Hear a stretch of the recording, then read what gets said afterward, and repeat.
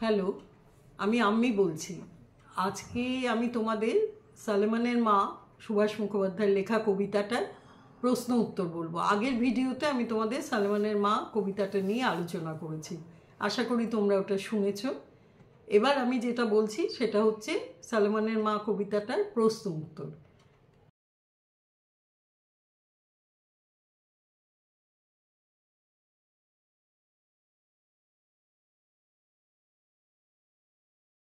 তো তোমরা খাতা পেন্সিল নিয়ে বসে পড়ো এবং প্রশ্নগুলো তোমরা লেখো আর আমার উত্তরগুলো শুনে নাও।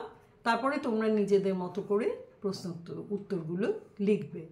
তাহলে আমি শুরু করছি।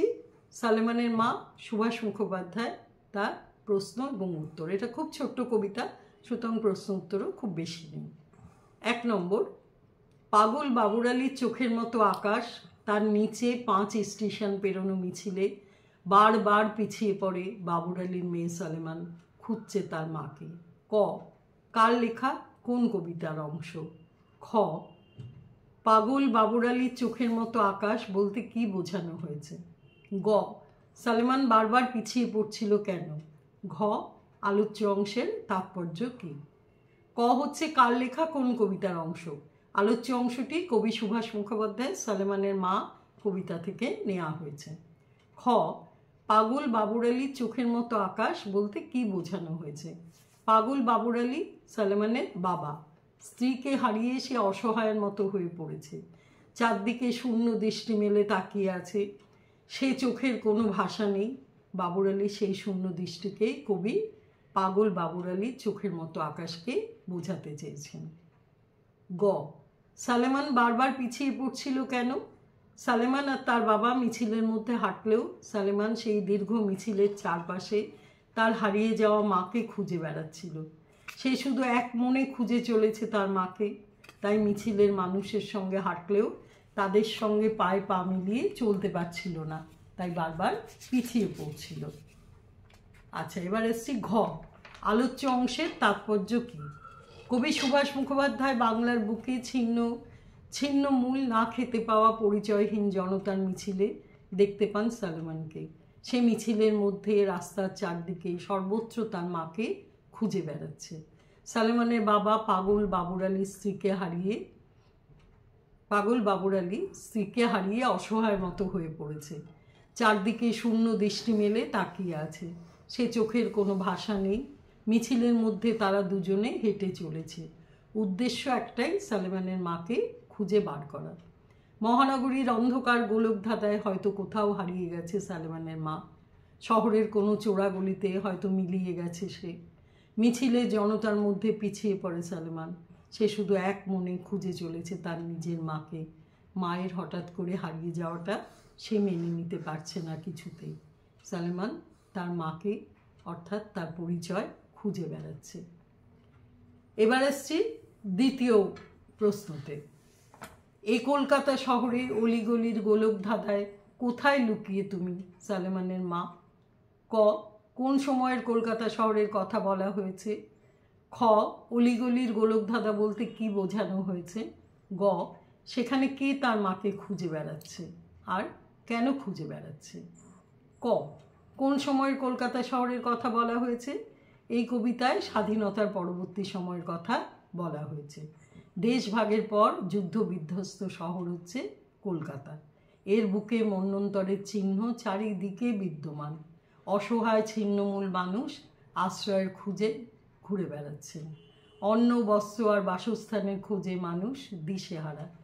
অনেকেই হারিয়েছেন তার আপনজনকে, তারা মিছিলের মধ্যে পা মিলিয়ে খুঁজে বেড়াচ্ছেন তাদের হারিয়ে যাওয়া আপনজনকে। খ হচ্ছে অলিগলির গোলকধাঁধা বলতে কি বোঝানো হয়েছে? দাঙ্গা হাঙ্গামায় বিধ্বস্ত শহর কলকাতা, 50-এর মন্বন্তরের ধাক্কা কলকাতার বুকে। এরই মধ্যে দেশভাগের ফলে শত সহস্র ছিন্নমূল মানুষ আশ্রয়ের খোঁজে চলে এসেছে কলকাতা শহরে।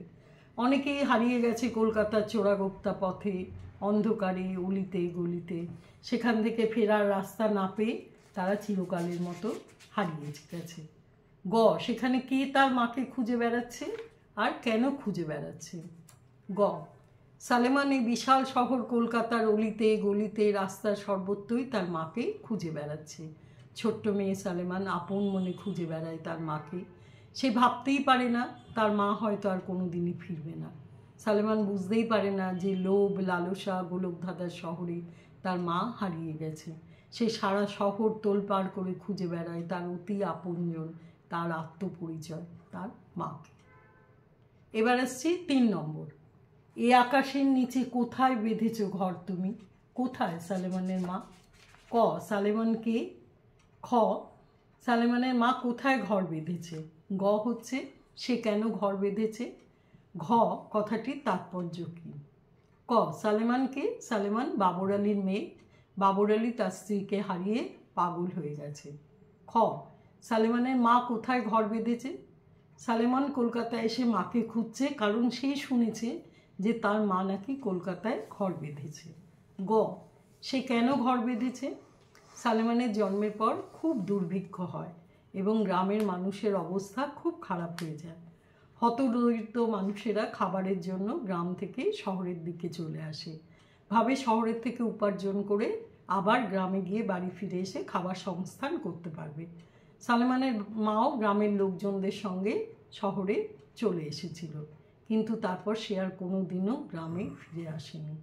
কারোর মতে সালেমানের মা হয়তো সব ভুলে শহরে বিয়ে করে ঘর বেঁধেছে এবং সুখে আছে। ঘ, কথাটির তাৎপর্য কী? আলোচ্য অংশটিতে এক দুর্ভিক্ষের ছবি ফুটে উঠেছে। দুর্ভিক্ষের সময় গ্রামের মানুষের পক্ষে বেঁচে থাকার জন্যে দুবেলা দুমুঠো খাবার জোগাড় করাও সম্ভব হয়ে ওঠেনি। অনেক মানুষ তাই গ্রাম ছেড়ে শহরে চলে আসে রোজগারের আশায়। শহর থেকে উপার্জন করে আবার ফিরে আসবে গ্রামে, এই আশা বুকে নিয়ে তারা ঘর ছাড়ে। এর আগের দুর্ভিক্ষে সালেমানের মাও তেমনি গ্রামের লোকদের সঙ্গে শহরে এসেছিল একটু রোজগারের আশায়, কিন্তু তার সে ফিরে যেতে পারেনি গ্রামে। সালেমান জানে না তার মা কোথায় আছে। হয়তো সে কলকাতা শহরের কোনো বড় লোকের সঙ্গে ঘর বেঁধেছে একটু সুখের আশায়। আবার এমনও হতে পারে যে কলকাতার চোরাগোপ্তা গলির অন্ধকারে সে হারিয়ে গেছে চিরদিনের মতো। সালেমান যতই খুঁজুক তার মাকে, বাস্তবে তাকে খুঁজে পাওয়া অসম্ভব। এবার আসছি 4 নম্বর প্রশ্নে। মিছিলের গলায় গলা মিলিয়ে পিছুটি পড়া চোখের দুকোণ জলে ভিজিয়ে তোমাকে ডাকছে শোনো শোনো সালেমানের মা। ক, তোমাকে ডাকছে বলতে কাকে বোঝানো হয়েছে? খ, কে ডাকছে, কেন ডাকছে? গ, তাকে অমন করে ডাকতে হচ্ছে কেন? ঘ হচ্ছে তাৎপর্য ব্যাখ্যা করো। ক, তোমাকে ডাকছে বলতে কাকে বোঝানো হচ্ছে? তোমাকে ডাকছে বলতে সালেমানের মাকে বোঝানো হয়েছে। খ, কে ডাকছে আর কেন ডাকছে? ছোট্ট মেয়ে সালেমান মিছিলে হাঁটতে হাঁটতে তার মাকে ডেকে চলেছে। শহরের অজস্র মানুষের ভিড়ে সে তার মাকে খুঁজে চলেছে। দ্বিতীয় বিশ্বযুদ্ধের পর দেশভাগের সময় দুর্ভিক্ষ পীড়িত মানুষ গ্রাম থেকে শহরে চলে আসে রোজগারের আশায়। সালেমানের মাও তেমনি চলে এসেছিল মহানগরী কলকাতায়, কিন্তু আর গ্রামে ফিরে আসতে পারেনি। সালেমানের দৃঢ় বিশ্বাস তার মা কলকাতায় আছে, হয়তো হারিয়ে গেছে, কিন্তু তাকে ঠিক খুঁজে পাওয়া যাবে। এই বিশ্বাসে সালেমান মাকে ডেকে চলেছে। গ, তাকে অমন করে ডাকতে হচ্ছে কেন? ছোট্ট মেয়ে সালেমান তার মাকে খুঁজে পাচ্ছে না। মা হারানোর যন্ত্রণা সে অনুভব করছে মর্মে মর্মে। মা না থাকায় সালেমানের চোখ মুখে অযত্নের ছাপ, চোখের কোণ পিছুটিতে ভরা, চুলও অবিন্যস্ত।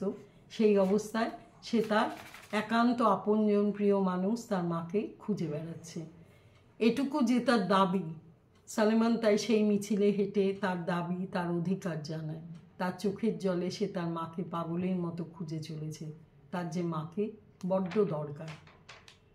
ঘ হচ্ছে তাৎপর্য ব্যাখ্যা করো। এই কবিতার মুখ্য বিষয় হলো দেশ বিভাগের ফলে ছিন্নমূল মানুষের কথা, যারা তাদের পরিচয় হারিয়ে ফেলেছে।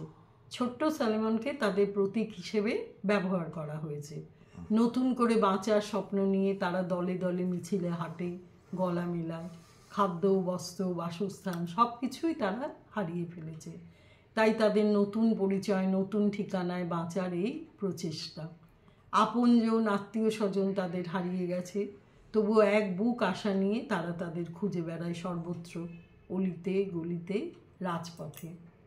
এবার আসছি 5 নম্বর, যেটা শেষ প্রশ্ন। এক আকালের মেয়ে তোমার আরেক আকালের মুখে দাঁড়িয়ে তোমাকেই সে খুঁজছে। ক, এক আকালের মেয়ে বলতে কাকে বোঝানো হয়েছে? খ, তাকে আকালের মেয়ে বলা হয়েছে কেন? গ, আরেক আকাল বলতে কি বোঝানো হয়েছে? আর ঘ, কোন আকালের মুখে দাঁড়িয়ে কাকেই বা সে খুঁজছে? ক, এক আকালের মেয়ে বলতে কাকে বোঝানো হয়েছে? এক আকালের মেয়ে বলতে বাবর আলীর মেয়ে সালেমানকে বোঝানো হয়েছে। খ, তাকে আকালের মেয়ে বলা হয়েছে কেন? সালেমানকে আকালের মেয়ে বলার কারণ তার জন্মের পরেই দ্বিতীয় বিশ্বযুদ্ধ শুরু হয়, 50-এর মন্বন্তর। দেশ ভাগও হয় এ সময়। সব কিছু মিলিয়ে তখন দেশ জুড়ে বিশৃঙ্খলা, খাদ্যের অভাব, বস্ত্রের অভাব, অভাব তখন আশ্রয়ের। সারা দেশ জুড়ে তখন অভাব বা আকাল চলছে। গ, আরেক আকাল বলতে কি বোঝানো হয়েছে? আরেক আকাল বলতে বোঝানো হয়েছে পরিচয়ের অভাবকে। দেশ ভাগের পরে ছিন্নমূল মানুষেরা অন্ন, বস্ত্র ও বাসস্থানহীন হয়ে পড়ে। তাদের আগের ঠিকানা ও পরিচয়ের কোনো অস্তিত্ব থাকে না। অন্য দেশে তাদের একমাত্র পরিচয় উদ্বাস্তু বা শরণার্থী। ছিন্নমূল মানুষেরা মিছিলে পা মিলিয়ে তাদের ঠিকানা খুঁজে বেড়ায়। পরিচয়হীন হয়ে বেঁচে থাকা যায় না। সালেমানও সেই পরিচয়ের জন্য তার মাকে খুঁজে চলেছে অলিতে গলিতে, রাজপথে। ঘ, কোন আকালের মুখে দাঁড়িয়ে কাকেই বা সে খুঁজছে? পরিচয়হীনতার অভাব বা আকালে পীড়িত ছিন্নমূল মানুষেরা তাদের নতুন ঠিকানা বা বাসস্থানের খোঁজ করে চলেছেন। পরিচয়হীন হয়ে বেঁচে থাকার যন্ত্রণা অনেক, আর এই আত্মপরিচয়ের অভাবও একটি বড় আকাল। তাই নতুন করে বাঁচার স্বপ্ন নিয়ে তারা মিছিলে পা মিলিয়ে নতুন কোনো ঠিকানার খোঁজ করে চলেছেন। হারিয়ে যাওয়া আপনজন, আত্মীয় স্বজনের খোঁজ করে চলেছেন মহানগরীর অলিতে গলিতে। পরিচয়ের জন্য ব্যাকুলতাই তার প্রধান কারণ। এইভাবে তোমাদের এই 5টাই আছে। তো এই 5টা স্তবক নিয়ে তোমাদের তাদের প্রশ্নোত্তরগুলো বলে দিলাম। এটা খুবই সাধারণ, খুবই জানা, সবাই জানো। উদ্বাস্তু হয়ে যখন মানুষ আসে তখন তাদের কি অবস্থা হয়, এবং সেই পুরো উদ্বাস্তুদের নিয়েই লেখা, যেটা মর্মে মর্মে সুভাষ মুখোপাধ্যায় নিজেও অনুভব করেছেন। করে তিনি সালেমান, ছোট্ট মেয়ে সালেমানকে তার প্রতীক হিসেবে দেখে তিনি এই কবিতাটা রচনা করেন। তো এই কবিতাটার সমস্ত প্রশ্ন উত্তর তোমাদের বলে দিলাম। আশা করি তোমরা বুঝতে পারবে, এবং এইগুলো তোমরা শুনে নিয়ে, বারবার করে শুনে নিয়ে তোমরা তোমাদের মতো করে উত্তরটা তৈরি করবে। আশা করি বুঝতে পেরেছ। আর না বুঝতে পারলে সেই একই কথা বলছি, তোমরা আমাকে জানিও, আমি তোমাদের আবার বলে দেব। আর ভিডিওটা ভালো লাগলে লাইক, শেয়ার আর সাবস্ক্রাইব করো। আজকে তাহলে এই পর্যন্ত। ভালো থেকো তোমরা।